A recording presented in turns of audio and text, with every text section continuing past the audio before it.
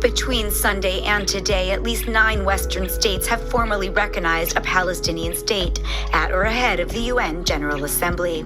Britain, Canada, Australia, and Portugal acted Sunday. France, Belgium, Luxembourg, Malta, and Monaco followed on Monday, with Andorra pledging conditional recognition. Leaders insist they are trying to preserve hopes for a two-state solution. Je déclare que la France reconnaît aujourd'hui l'État de Palestine. President Emmanuel Macron defended the move as necessary to preserve the possibility of peace, while stressing it does not condone terrorism.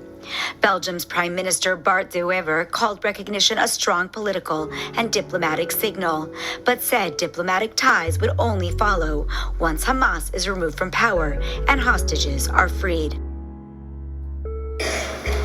When we think about the United Nations, then we think about exactly that. An organization, a political organization bringing the nations together. And that sounds like something commendable. And the question is that all that there is behind it? Do you remember that at the Tower of Babel, God separated the nations?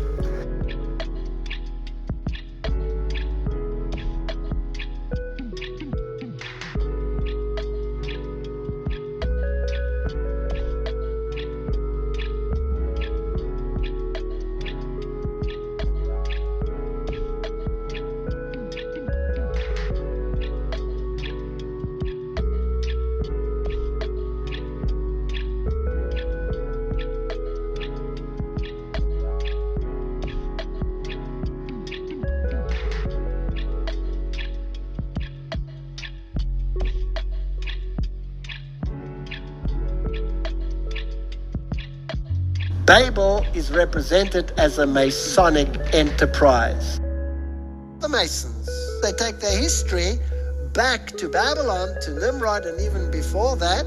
Their high priest is Thutmose III, who happened to be the Pharaoh of the Exodus.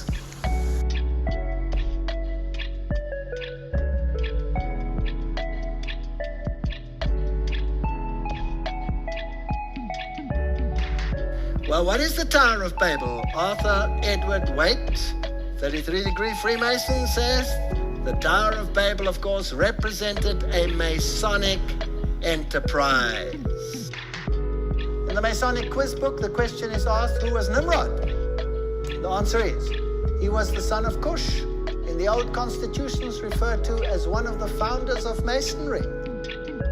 So who's the god of Freemasonry? Lucifer.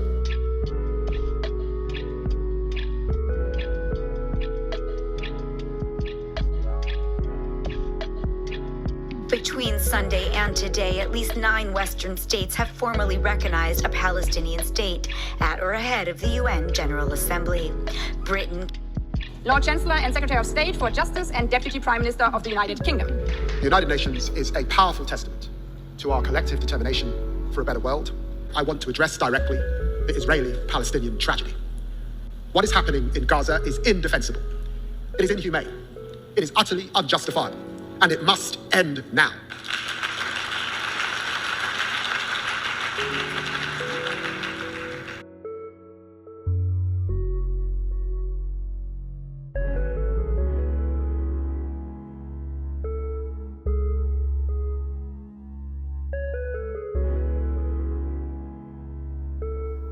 In a letter dated 22 January 1870, Mazzini wrote to Pike. Now, Albert Pike is this high Mason who wrote the manual, if you like, of Scottish Freemasonry. He said the following: we must allow all of the federations to continue just as they are. It must appear as things are as they were in the beginning, with their systems, their central authorities, and diverse modes of correspondence between high grades of the same right, organized as they are at present, but we must create a super right, which will remain unknown, to which we will call those Masons of high degree, whom we shall select. With regard to our brothers in Masonry, these men must be pledged to the strictest secrecy. Through this supreme right, we will govern all Freemasonry, which will become the one international center, the more powerful because its direction will be unknown. Now, Albert Pike wrote a letter to Mancini, and that was dated August 15, 1871, in which he propagated that there should be a world order, a one order where all nations are under the control of one central organization. And in order to achieve this, they planned the First World War, to overthrow the power of the Tsars in Russia, protector of orthodoxy, and bring about an atheistic communistic state. Did that happen? The Second World War, that's also written long before the event, to originate between Great Britain and Germany, to strengthen communism as antithesis to the Judeo-Christian culture, and bring about a Zionist state in Israel. Did it achieve this objective? Yes. In fact, after this war, Israel, in its present form, was reinstated under the protection of Britain. And then, interestingly enough, a Third World War, a Middle Eastern war involving Judaism and Islam and spreading internationally. Well, here's another quote, just in case people don't like that quote. Mancini with Pike developed a plan for 3 world wars so that eventually every nation would be willing to surrender its national sovereignty to a world government. The first war was to end the Tsarist regime in Russia, the second to allow the Soviet Union to control Europe, the Third World War was to be in the Middle East between Muslim and Jews and would result in Armageddon. Interesting.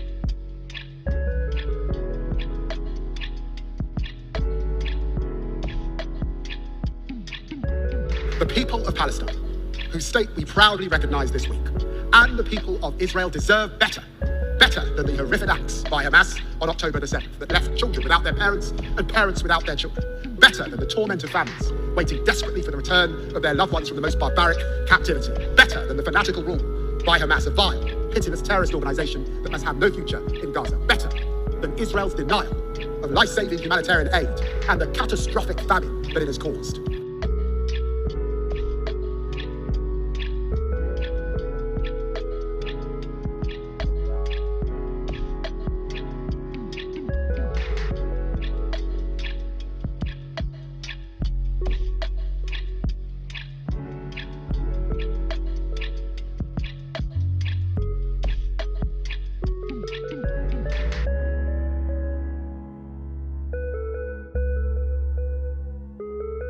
The Jesuits, again, formed and created Freemasonry.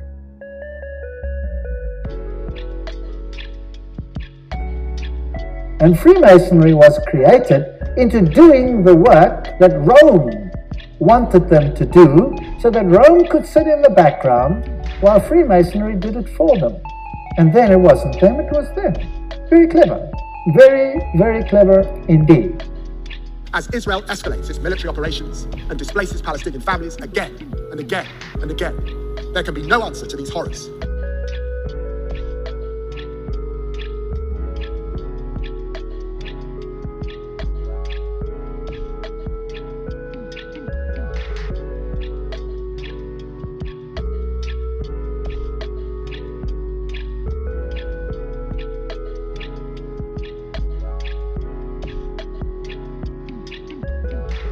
But concerted diplomatic action to keep the hope of peace alive, as we work with leaders from across the region and beyond in support of the US's efforts to build a consensus around a durable plan for peace. We commend the momentum achieved by the United States, Arab and Muslim states. Annexation must be prevented, a process for peace advanced, and this terrible, terrible war ended. There can be no answer except for the hostages out now, aid in now, and a ceasefire now. And I vow to you that we will not rest until this day has come, and there are 2 states, living side by side in peace and security.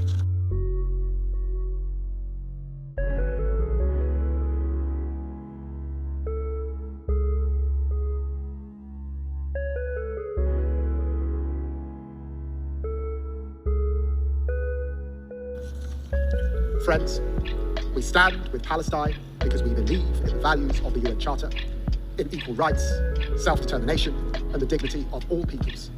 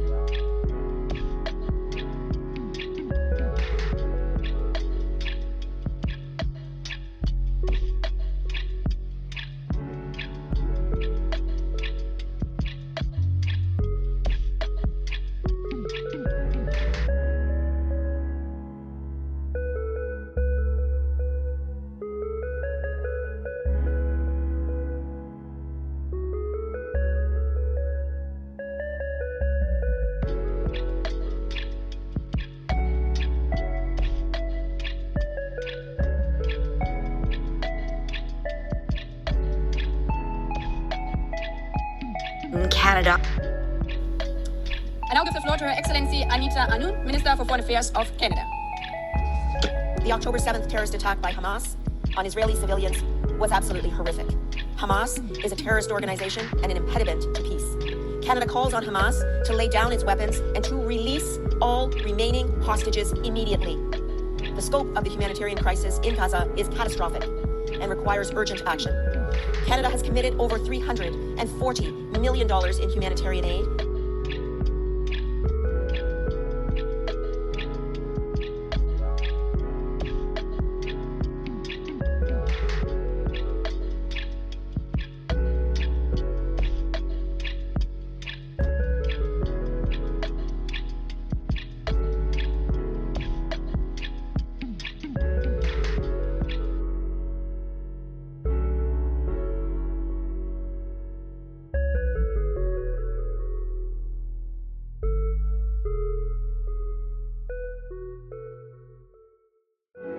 And our Canadian armed forces have participated in airdrops.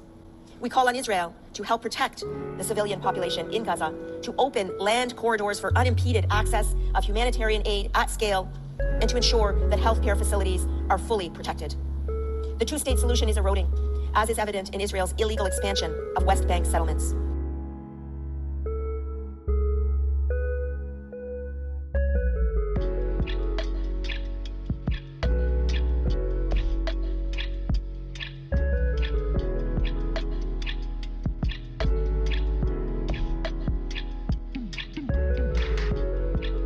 Canada's recognition of Palestine last week reflects long-standing Canadian policy based on the right of the Palestinian people to self-determination.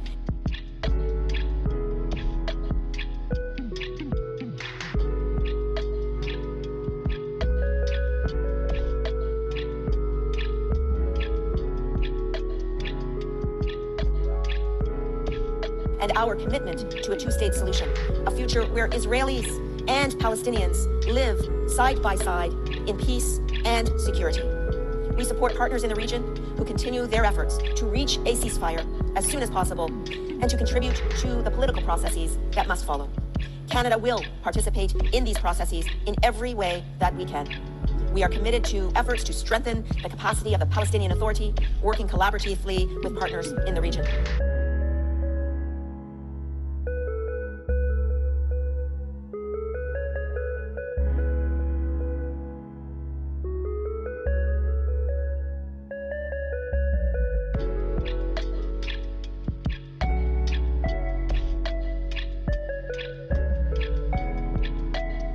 Australia.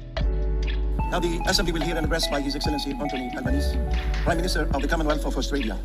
80 years ago, the people of our nations came together and put their trust in each other's humanity.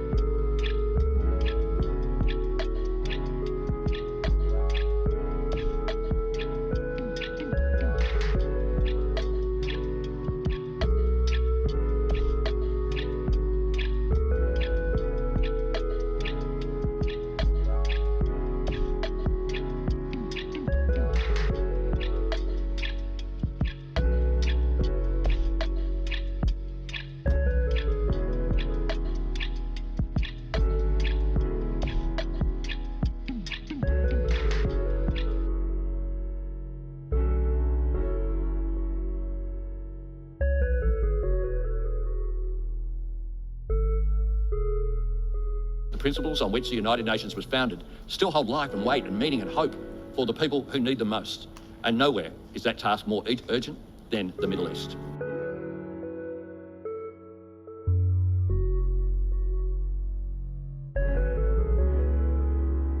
For decades, leaders have come to this podium in search of new words and new ways to call the world to action on a two-state solution.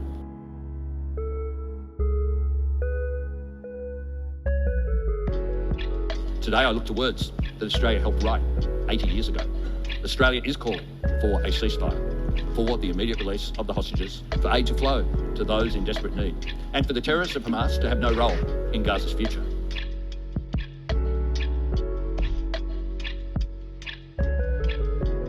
Australia recognised the state of Palestine.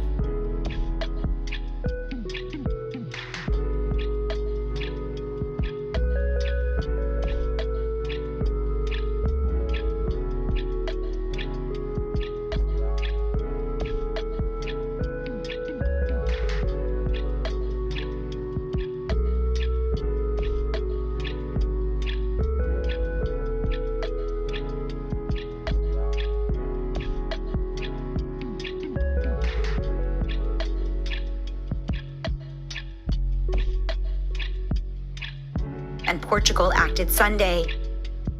The Assembly will hear an address by His Excellency Marcelo Rebelo da Sousa, the President of the Portuguese Republic. We just declared our decision of recognizing the state of Palestine.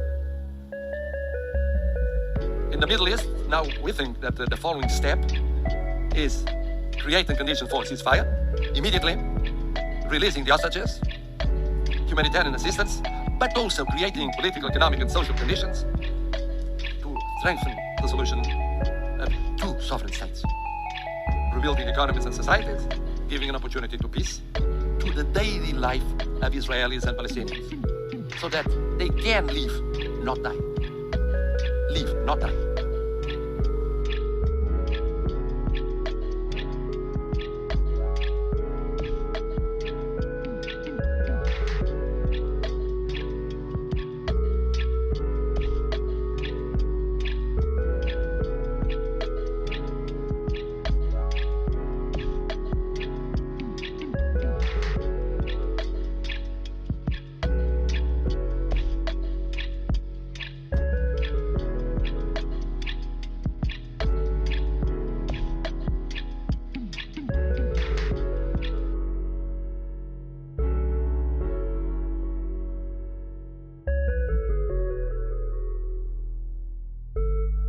So who's the god of Freemasonry? Lucifer.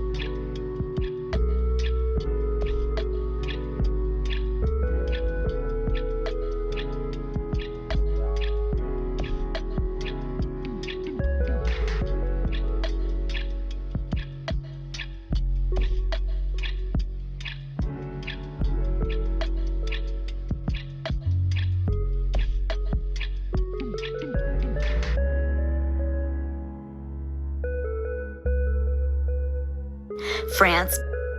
Addressed by His Excellency Emmanuel Macron, President of the French Republic. Yesterday, all my troubles seem so far away. Yesterday, we adopted a credible plan to put an end to the war in Gaza, to preserve a two-state solution, Israel-Palestine, to allow the release of all hostages and to save so many lives. We've charted a course towards peace, which requires first and foremost that hostages still in Hamas's hands are released, that strikes on Gaza cease. And I am delighted that Saudi Arabia and France have convinced a large number of the members of this assembly to sign the New York Declaration. 142 members of this assembly have signed that declaration. We've held out our hands to forge the path towards peace, immediate peace, release of hostages, ceasefire, stabilization of Gaza, the demilitarization and dismantling of Hamas, and a reciprocal recognition of two states and a Palestinian state which is demilitarized, which recognizes Israel, an Israeli state which recognizes the state of Palestine, and all the states of the region that have not yet done so, we hope will recognize the state of Israel. Through this mutual recognition, that is in fact a path towards peace. It's also the stability of the region as a whole that we seek to build. There cannot be any security or stability for Israel if we have a permanent war being waged with its neighbors, peace with Palestine, in the West Bank and in Gaza, and throughout Jerusalem.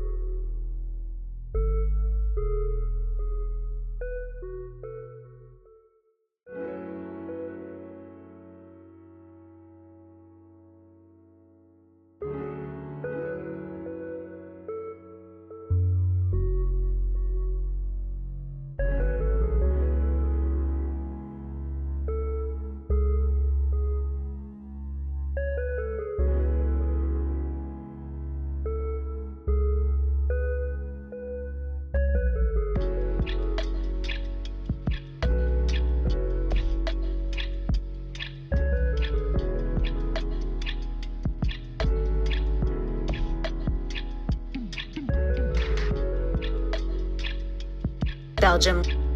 An address by His Excellency Bart de Wever, Prime Minister of the Kingdom of Belgium. Belgium has always defended the two-state solution and is today reaffirming once again this position by having joined the co-signatories of the New York Declaration. Only this solution will allow Israelis and Palestinians to live side by side in peace and security.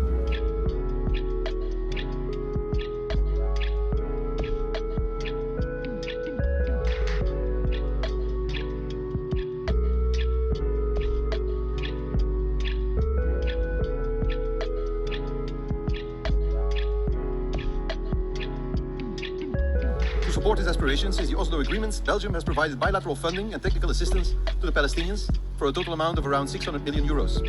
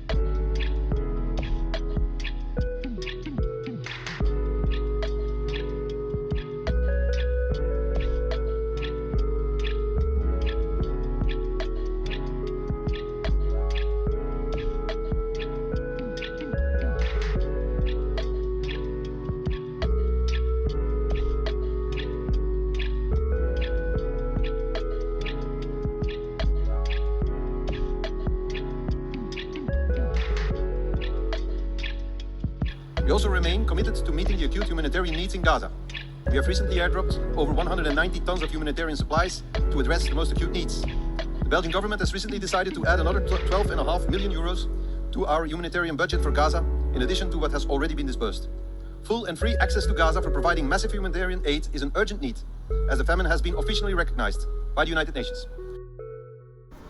I'm here at the Kerem Shalom crossing. Behind me is approximately 600 trucks worth of aid, waiting for the UN and international organizations to come pick it up and distribute it to Gazan civilians. The aid is filled with canned goods, baby formula, feminine hygiene products, flour, and more. Let's see what happens to the aid when it waits for months on end for the UN and other organizations to come and pick it up. This. The humanitarian aid is sitting in the sun, waiting for the UN and international organizations to come and pick it up. Instead of getting it to Gazan civilians, they leave it here to rot. I cannot emphasize enough, Israel is not blocking humanitarian aid. We are facilitating its entry every single day. Over 250 trucks were transferred this week alone, coordinated and approved by Israel. Nearly 600 more were collected by international organizations inside Gaza.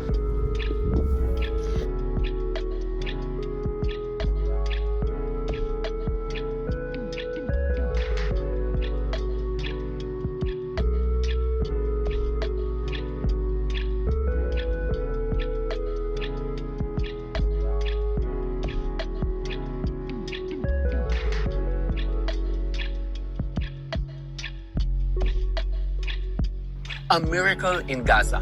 Friends, you won't believe this. I'm so excited.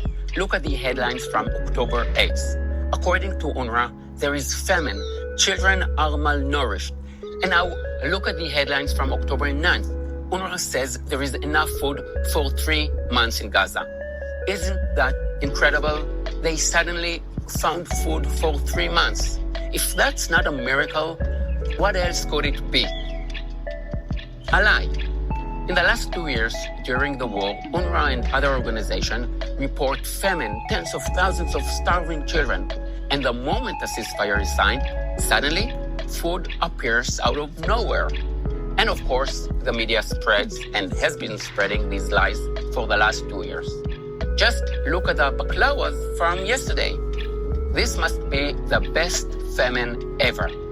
And here is something else that happened yesterday in Gaza that the media won't show you.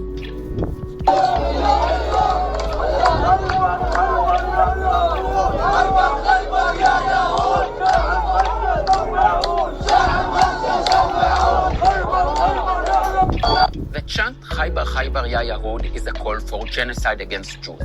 Khaybar was a Jewish tribe that Muhammad slaughtered. That's how they celebrate the ceasefire in Gaza, with passionate calls to murder Jews. The Jews are celebrating the return of hostages, celebrating life. The Arabs in Gaza are celebrating with chants for the killing of Jews. Share this video because the ceasefire may be in effect, but their lies are still working. See you in the next one. Yalla bye. Ladies and gentlemen, the resumption of settlement activities in the West Bank, particularly the E1 project, the military occupation aimed at the full occupation of Gaza, as well as the indescribable humanitarian crisis, all raise fears today that, in the absence of an international response confirming the need to keep the prospect of a Palestinian state alive, peaceful and sustainable coexistence in 2 states may no longer be possible. The recent declarations of a number of Israeli ministers, including the Prime Minister himself, that no state of Palestine will ever exist, is an additional reason for reaffirming the right and the need of the Palestinians having their own state. Meet the Hamas unit that doesn't fight external enemies. It fights anyone who dares to challenge Hamas's terrorism. With an estimated 1,000 members, the Arrow unit is part of Hamas's internal security apparatus and plays a central role in keeping the regime in power, not by defending borders, but by silencing voices from within. Their mission is clear: find opposition and crush it. In recent weeks, their actions have become more visible. Videos show masked terrorists arresting, beating, and even executing Palestinians on Gaza streets. Public executions in the streets instill fear that spreads through neighborhoods like wildfire. This brutal violence is recorded and circulated online as warnings. Speak out and you will be next. The October 7th massacre showed the world Hamas's ability to plan and execute mass murder. But that same structure of control, discipline, and violence is turned inwards against Palestinians in Gaza. The world has seen how Hamas murders Israelis. Now it's seeing how Hamas also murders Palestinians, just for daring to speak out. The Arrow unit is not a security force. It is a weapon of internal control, a tool of terror used to keep Hamas in power at the cost of its own people's lives. Therefore, Belgium is giving out a strong political and diplomatic signal to the world today by joining the group of countries that announces the recognition of the State of Palestine in the margin of this high-level week of the United Nations General Assembly.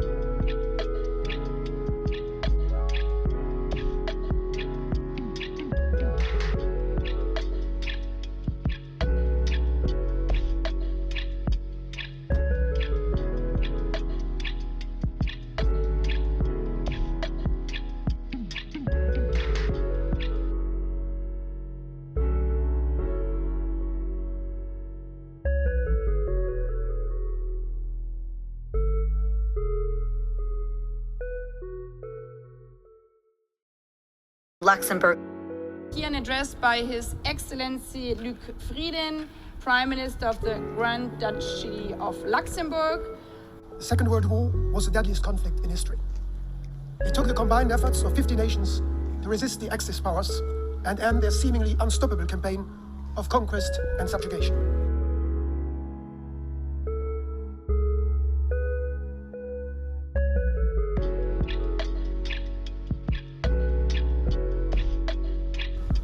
But in the course of their struggle, Allied countries, including my own, found a second, even bigger purpose.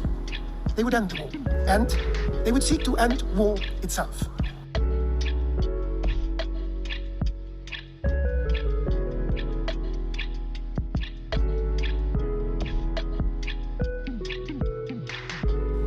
They were driven by a dream of a world in which conflict is replaced by cooperation, oppression by freedom, and misery by prosperity. They were driven by hope, not fear, unwavering in their belief that the world could be changed for the better. A world of peace, in which war would be prevented not just for their generation, but for all those who come after them. A world of justice, in which the relations between the nations would be governed not by force, but by law. A world of freedom, in which people do not face oppression, but enjoy fundamental rights without distinction as to race, sex, language, or religion. These ideals go hand in hand. Peace, justice, freedom, dignity, human rights, international law.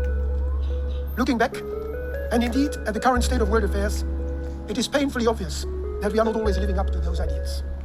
The last few years have seen an unprecedented erosion of international norms and violations of humanitarian law. The international order is at a breaking point. Too few defend it. Too many have lost faith in it. For Luxembourg, the United Nations still represents the highest of mankind's ambitions. As much as the United Nations represents these ideals, it represents a different method, a paradigm shift in the way countries deal with each other and their common challenges. Words, not weapons. Diplomacy, not warfare. Solidarity, not confrontation. The establishment of the United Nations 8 years ago was not the end of the journey to peace. It was the beginning. That journey must be made anew every single day. One that Luxembourg will always be ready to pursue. That journey of dialogue and cooperation, together with all others willing to work for peace. Because war, with all its horrible results, is nothing but the final expression of that radical unwillingness to compromise at the root of all human conflict, that stubborn refusal to even listen to the other side. It is this uncompromising spirit that starts wars, creates divisions, and hinders progress, leaving all of us worse off. The United Nations, however, represents the opposite spirit. It stands for the relentless pursuit of compromise, for the formidable power of reconciliation. But the United Nations as an institution cannot work wonders. Its success depends on all of us. It will work, its ideals can be achieved, when we adopt this spirit, in all our decisions. When we work for comprehensive, just and lasting peace in Ukraine, respecting Ukraine's sovereignty, self-determination, and territorial integrity.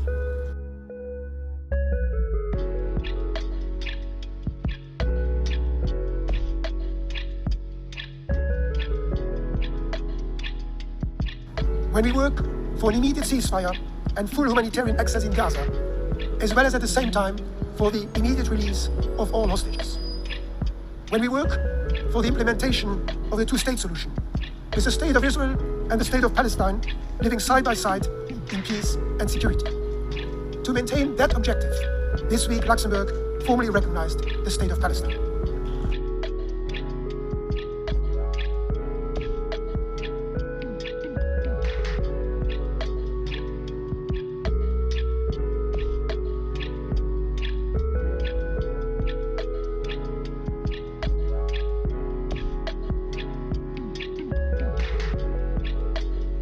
Malta. The Assembly will now hear an address by His Excellency Robert Appler, Prime Minister of the Republic of Malta. I was proud this week to stand with other world leaders and add Malta to the growing list of allies recognizing Palestinian statehood.